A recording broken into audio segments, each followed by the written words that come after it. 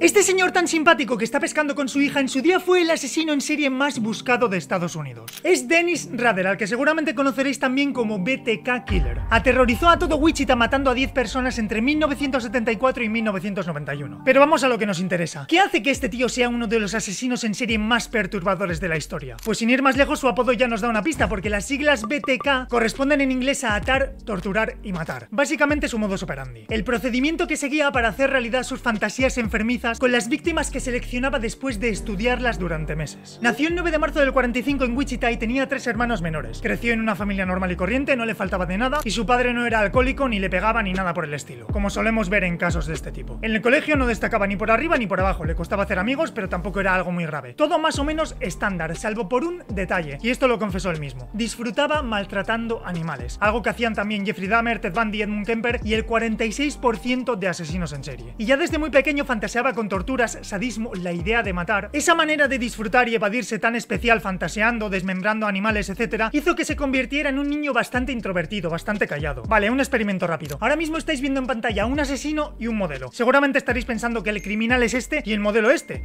pero no. Y es que hay gente que dice que el asesino que más miedo da es el que no parece un asesino. Y eso es lo que pasaba con Dennis Rader y lo que pasaba también, por ejemplo, con John Wayne Gacy, que lo mismo te daba un show como Pogo el payaso en la fiesta de cumpleaños de tu hija, que torturaba y estrangulaba a un chico de 15 años. ¿Por qué digo esto? Pues porque Dennis Rader empezó a matar en 1974, con 29 años, y no lo pillaron hasta febrero de 2005, cuando tenía ya 60. Es que claro, ¿quién iba a sospechar de un padre de familia amable con estudios universitarios, voluntario de los Boy Scouts y presidente de la congregación de la iglesia luterana a la que llevaba yendo 30 años? Fue a la universidad y pasó 4 años en la Fuerza Aérea de Estados Unidos, y vivió en diferentes estados y países, incluyendo Grecia y Turquía. Cuando volvió a Estados Unidos vivió en Park City y trabajó en la carnicería de un supermercado con su madre. Se casó con Paula Dietz el 22 de mayo del 71 y tuvieron un hijo y una hija. Ahora pasamos a lo oscuro, a lo turbio, pero fijaos en lo que trabajó mientras cometía los crímenes. Del 72 al 73 trabajó en la fábrica de Coleman Company, una empresa de productos de deporte y de monte. En el 73 trabajó un tiempo en Cessna, un fabricante de aviones y avionetas. Ojo, porque del 74 hasta que le despidieron en el 88 trabajó en ADT. Sí, ADT. O sea, imaginaros en la cantidad de casas que entró a instalar alarmas. Claro, es que luego decimos, ostras, Charles Manson, qué mal rollo, qué turbio. Pero a ver, es que a Charles Manson le ves venir. Lo que da miedo de verdad es que el payaso de la fiesta de cumpleaños de tu hijo o el chico que viene a instalarte una alarma para que te sientas más seguro en casa sea un asesino en serie. En el 89 trabajó en el censo de Wichita y en el 91 en una empresa de control de plagas. Y claro, también le tocaba visitar varias casas a lo largo del día. Lo que ocurre es que esta vez sí tenemos testimonios de clientes que dan a entender que Dennis era un tío rarito. Por ejemplo, muchos decían que era demasiado estricto y maniático y mandaban quejas a la empresa. Pero lo más gordo que se sepa fue que Dennis sacrificó sin motivo, porque a él le dio la gana, al perro de una vecina. Compaginó todo esto con matar, obviamente. De hecho, si vas a Wikipedia, asesino en serie es su ocupación. Y ya os digo, también fue jefe de una organización de Boy Scouts y presidente de la congregación de una iglesia luterana a la que iba desde hacía 30 años. Pero ¿en qué momento pasó de tener una vida más o menos normal, casado y con 2 hijos, a convertirse en el asesino en serie más buscado de Estados Unidos? Son varios los factores que influyen, pero principalmente 2. El primero, si te has fijado cuando te he comentado en qué trabajó, no tuvo ningún empleo estable, saltaba de uno a otro, tampoco tenía una situación económica espectacular y todo eso le generaba insatisfacciones y vacíos que tenía que llenar con algo. De hecho, se dice que hay más gente de la que pensamos con este tipo de inquietudes y con rasgos psicopáticos, pero no actúan porque su vida les llena lo suficiente y prefieren que esas fantasías queden como lo que son, fantasías. Lo segundo, a Dennis Rader le ocurrió lo mismo que a Armin Meiwes. Tenía una fantasía muy concreta que deseaba experimentar y no se le iba de la cabeza desde muy joven. Así que con tanto tiempo libre y esa fantasía que quería cumplir sí o sí, empezó lo que él llamó sus proyectos. Dennis Rader no era ningún chapucero ni un imprudente. Quería que las cosas le salieran bien. Entonces, ¿qué hacía? Ventear, vigilar, husmear, merodear, observar, seguir a sus víctimas durante horas, días, semanas. Estaba obsesionado con no dejar nada al azar. Apuntaba cuándo salían de casa, cuándo llegaban de trabajar, miraba sus cartas para saber sus nombres. Para que te hagas una idea, en uno de los juicios dijo que cuanto más conocía a una persona, más seguro se sentía haciendo las cosas que te voy a contar ahora. Le llamaban mucho la atención las mujeres de origen hispano, así que su primer proyecto fue el del osotero. 15 de enero del 74, 7:30 de la mañana. Dennis cogió cuerdas, bolsas, esposas, ropa especial para no mancharse y después tirarla a la basura, metió todo en una mochila de deporte y fue a la calle donde vivían los Otero. Llevaba días estudiando la casa de esa familia y además había trabajado instalando alarmas, así que sabía perfectamente dónde estaban los cables del teléfono. Lo primero que hizo fue acercarse a la fachada y cortarlos. Los Otero estaban desayunando y no se dieron cuenta de nada hasta que Dennis se coló por la puerta trasera, que como no, estaba abierta. Una vez dentro, Dennis le puso la pistola en la cabeza a Joseph Otero, el padre, y les contó la milonga de que era un fugitivo, que la policía les estaba buscando, que necesitaba comida y un coche para escapar. Dijo que el perro le molestaba bastante, así que le exigió a Joseph que le dijera a uno de sus hijos que lo sacara fuera. Después hizo subir a toda la familia, a Joseph, Julie, Josephine y Joey, a la habitación de la pareja, y en ese momento se dio cuenta de que no llevaba puesta ninguna máscara ni pasamontañas y que le habían visto la cara, así que decidió atarlos. Primera parte de su modus operandi, bind. Y fijaos porque aquí ya empezó la tortura psicológica, porque obligó a Joseph a atar a su mujer y después él mismo ató de pies y manos a los demás. Joseph y Julie le dijeron a Dennis que cogiera el coche, el dinero y todo lo que necesitara, pero que no les hiciera daño. Dennis dijo que se quejaban porque los nudos estaban muy fuertes y se los reajustó varias veces. Y ojo, porque Joseph le dijo que tenía una costilla fracturada por un accidente de coche, Dennis se molestó en colocarle una almohada en la cabeza para que estuviera más cómodo y empezó el horror. Imaginaos la situación, porque todos estaban atados de pies y manos, no se podían mover, pero no estaban boca abajo ni mirando a la pared, sino que se veían los unos a los otros. Entonces Dennis empezó a hacer como que vigilaba a los niños mientras sus padres miraban. Cuando se cansó, le puso a Joseph una bolsa de plástico en la cabeza, le rodeó el cuello con unas cuerdas y lo asfixió. Pero no murió, y mientras agonizaba y los niños miraban, se masturbó sobre Julie. Cuando terminó, la estranguló con las manos, pero tampoco murió, porque él mismo dijo que nunca había estrangulado a nadie y que no sabía cuánta fuerza había que hacer ni durante cuánto tiempo. Bueno, el caso es que él creía que estaban muertos, así que fue a por los niños. A Josephine la estranguló con una cuerda y cuando le pareció que había muerto, se la aflojó. El último fue Joey, o Joseph Otero Jr., a quien le hizo lo mismo que a su padre. Lo asfixió poniéndole una bolsa en la cabeza. Fue entonces cuando se dio cuenta de que los padres de los niños seguían vivos, así que les puso una camiseta y una bolsa en la cabeza para matarlos. Dennis dijo que a la madre le dio tiempo a pedirle que no la matara y a gritarle: "Has matado a mi hijo, que Dios se apiade de tu alma", antes de ponerle la camiseta y la bolsa en la cabeza. O sea, ¿os podéis imaginar el suplicio de ser testigo de todo eso? Os he dicho que a Josephine la estranguló con una cuerda y que luego la aflojó, ¿no? Vale, pues tampoco estaba muerta, así que la cogió, se la llevó al sótano, la colgó de una tubería y, según sus propias palabras, cumplió algunas fantasías con ella. Te voy a avisar de una cosa, porque yo también lo hago. Cuando veo algún caso que me llama la atención, busco información en Google. Vale, pues ojito si buscas información sobre la familia Otero y Dennis Rader, porque las fotos de las escenas de los crímenes se encuentran demasiado fácil.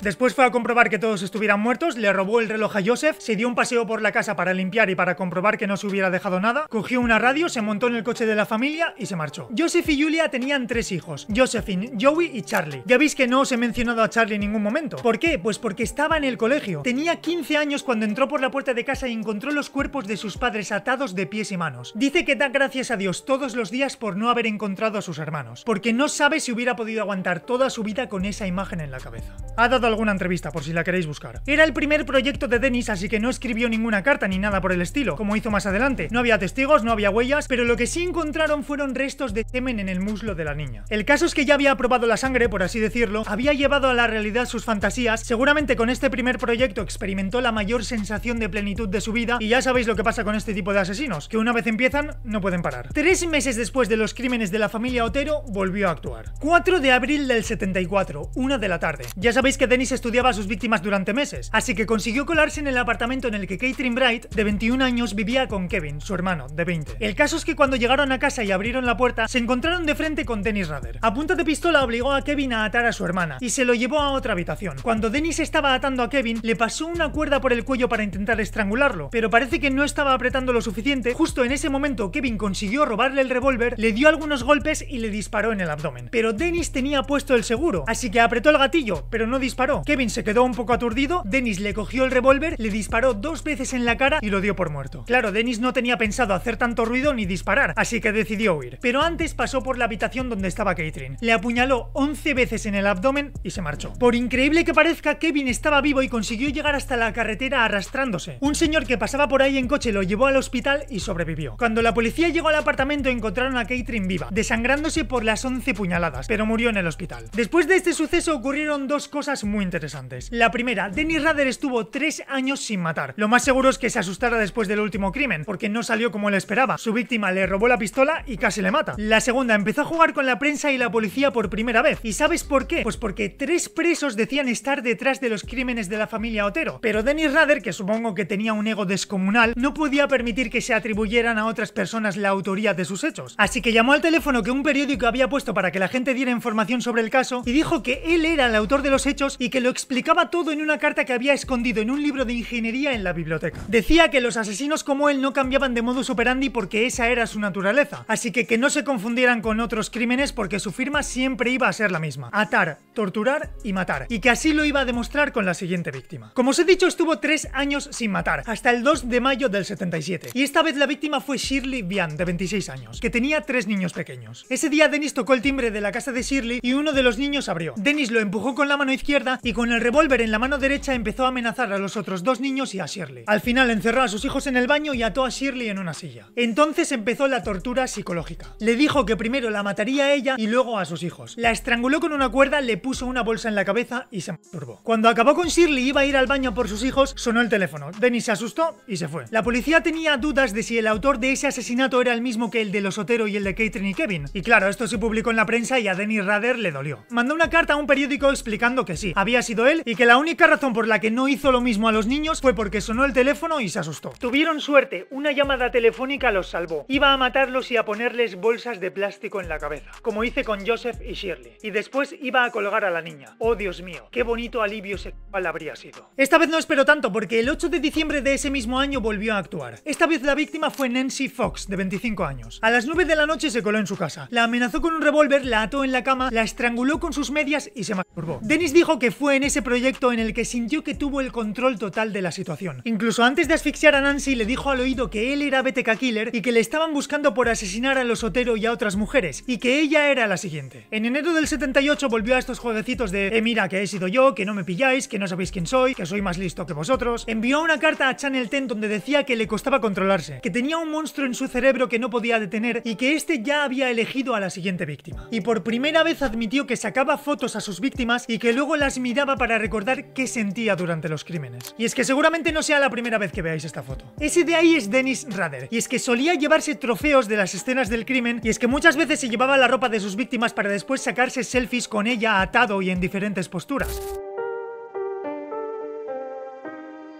Y algo que no os he dicho es que sí, empezó a matar con 29 años, pero siempre había tenido conductas extrañas, como por ejemplo autoasfixiarse con cuerdas mientras se masturbaba. Bueno, el caso es que después del crimen de Nancy Fox, Dennis Rader no dio señales de vida en 8 años, hasta que en abril del 85 empezó una nueva serie de asesinatos. O sea, poneos en la piel de la mujer y los hijos de Dennis Rader, ¿eh? Su mujer estuvo 33 años casada con él. Cuando lo detuvieron, que ahora lo veremos, su hija tenía 26 años y su hijo 30. Esto lo digo porque, claro, decir que estuvo 3 años sin matar o 8 años sin matar se dice pronto, pero pensar que durante todo ese tiempo su mujer y sus hijos convivían con el asesino que ellos leían en el periódico o escuchaban en la radio que estaba sembrando el pánico en su ciudad. Y claro, salían a la calle con miedo pensando que podían ser la siguiente víctima de BTK Killer, pero BTK Killer vivía con ellos y no tenían ni idea. Como os decía, el 27 de abril del 85 volvió a matar. Entre la 1 y las 7 de la mañana, Dennis Rader asaltó a Marin Hedge, de 53 años, en su propia casa. Y esta vez se la llevó lejos para no llamar la atención, porque era su vecina. La estranguló con sus propias manos y abandonó el cuerpo en un campo en medio de la nada. Cuando la policía lo encontró 8 días después, no vieron ni bolsas, ni cuerdas, ni correas de persianas, que a veces utilizaba, pero sí que encontraron un par de medias cerca. Cambió un poco la escena del crimen, pero en esencia sí que seguía ese patrón de atar, torturar y matar. El 16 de septiembre del 86 acabó con la vida de Vicky Wegerle, de 28 años, que tenía un niño de 2, lo mismo, estrangulada en el suelo de su habitación. Esta vez el crimen fue de día, y de las uñas de Vicky pudieron extraer ADN de Dennis, porque luchó contra él cuando intentaba estrangularla. Y el último asesinato que cometió Dennis Rader, 18 de enero del 91. En este caso también cambió de modus operandi y la víctima era vecina suya, Dolores Davis, secuestrada en su casa y estrangulada. Dennis abandonó el cuerpo debajo de un puente y volvió al día siguiente a sacarle fotos, pero como los animales le habían comido parte de la cara, se la tapó con la máscara que él se ponía cuando se hacía fotos con la ropa de las víctimas. Ya os he contado que solía enviar cartas a los periódicos, a las teles y a la policía, pues jugando a ese juego de soy más listo que vosotros y no me pilláis. En la última carta que envió dijo que jamás le iban a pillar y que no iba a matar nunca más. ¿Por qué creéis que dejó de matar? Va, dejadme un comentario que os leo. Pero ¿cómo cazan a este pedazo de monstruo 13 años después de su último crimen? Pues por chulo, por flipao y por un disquete. El caso es que sí, cumplió su promesa, no volvió a matar. Seguía con su vida simple de padre y marido normal, de director de iglesia luterana y de voluntario de los Boy Scouts. BTK Killer estaba camuflado en la sociedad, en el día a día, y nadie sospechaba de él, era imposible. Total, que en enero de 2004 ocurrió algo espectacular. Un periódico publicó un artículo mencionando que se cumplían 30 años de los asesinatos asesinatos de los Otero. 3 décadas, o sea, mató por primera vez antes de que sus hijos nacieran. Bueno, el caso es que en el artículo había una frase que decía: ya nadie se acuerda de BTK Killer. Y eso a Dennis Rader le dolió, le tocó el ego. Así que lo que hizo fue empezar a enviar paquetes con recuerdos o trofeos que había guardado de sus crímenes, incluyendo fotos de las escenas de los crímenes que solamente podía haber sacado el asesino. Por ejemplo, fotos de las víctimas en sus casas, nada más perder la vida. Todo esto para demostrar a la policía, a la sociedad y a las televisiones que era él y que seguía vivo. Pero ¿qué pasó en uno de esos paquetes que envió? Pues que había metido un disquete con fotos de los crímenes, pero no sé si por rata o por confiado o por qué, no usó uno nuevo y se le olvidó borrar un Word que tenía como nombre: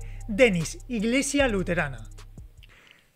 30 años desde el primer crimen, 13 desde el último, 10 víctimas, y se le escapa esa tontería. Bueno, pero menos mal, porque si no a lo mejor no lo pillan en la vida. Bien, Dennis, está bien reciclar disquetes. Total, que la policía literalmente buscó en Google Dennis, Iglesia Luterana, Wichita, y pum, se encontraron con la cara de Dennis Rader. Vale, esto era una evidencia monumental, pero necesitaban más pruebas. Se sabía hace tiempo que BTK Killer tenía un Jeep Cherokee. ¿Y sabéis qué coche se encontraron los policías cuando fueron a casa de Dennis? Un Jeep Cherokee. Pero esta evidencia tampoco era suficiente, así que fueron a la universidad donde estudiaba su hija y cogieron la muestra de sangre que dejó para poder ingresar. Compararon su ADN con el que recogieron en las escenas de los crímenes y estaba claro: Dennis Rader era BTK Killer. Lo arrestaron el 25 de febrero de 2005 y lo interrogaron durante más de 30 horas. Y por suerte era uno de estos asesinos que se enorgullecían de lo que habían hecho. A ver, que no se me malinterprete, pero en estos casos, ya que el daño está hecho, es más beneficioso para todos que Dennis Rader fuese un chulo y confesase orgulloso con todo detalle todo lo que había hecho. El 18 de agosto de 2005 lo sentenciaron a 10 cadenas